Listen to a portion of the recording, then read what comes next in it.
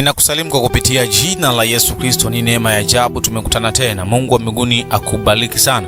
Kitabu cha Mwanzo kinaeleza namna ambavyo ilikuwa ni mwanzo wa vitu vingi kutokea. Kupitia kitabu cha Mwanzo kuna kitu tunajifunza pale. Chakula ambacho walikula Adam na Eva ndicho ambacho kimepelekea sisi kuwa katika mazingira haya. Kuna vitu vingi umekula kwenye ibada, kwenye sherehe, watu wamekualika, wengine wana ibada zao za wafu. Kuna namna ambavyo kupitia chakula kuna uwezekano mkubwa wewe kuingia kwenye shida ama kuingia kwenye maagano. Kupitia kitu ulichokula ama ulicholishwa, kuna uwezekano mkubwa sana wa wewe kuingia kwenye shida. Tumeingia kwenye shida kwa sababu ya kitu ambacho walikula pale Eden. Chakula walichokula ndicho ambacho kilisababisha mauti.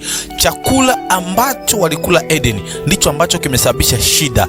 Kile ambacho unakula, kile ambacho umelishwa kinaweza kikuletea shida. Walikula chakula ambacho sio sahihi, lakini kipo chakula ambacho ni Kristo, ambaye yeye akiingia moyoni mwako atabadilisha kila kitu. Kama kupitia Adamu ulimwengu mzima uliingia kwenye shida, hivyo hivyo kupitia Kristo Yesu ulimwengu mzima unaokolewa, kwa sababu yeye ndiye chakula cha uzima. Kama Yesu Kristo ambaye ndiye mkate wa uzima atakapoingia ndani yako, utakuwa na uzima, utaishi na yeye milele.